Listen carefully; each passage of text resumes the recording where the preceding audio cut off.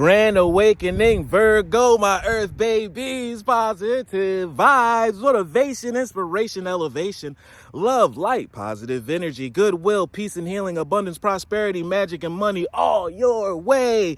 Please like, share, comment, and subscribe if this page has been a blessing to you. Check out my LinkTree. Link is in the bio.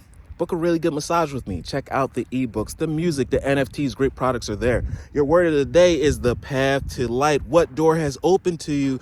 What phone call has been ringing off the hook for you? Who has offered you a new path? What path along the way in the fork of the road has lightened up or lit up way more than the other paths? I want you to take that, embrace that, because you're stepping into a new season. Not saying the other gifts, the other paths will never meet and bridge themselves. But at this moment, we want you to actually value what is given to you right now and step forward.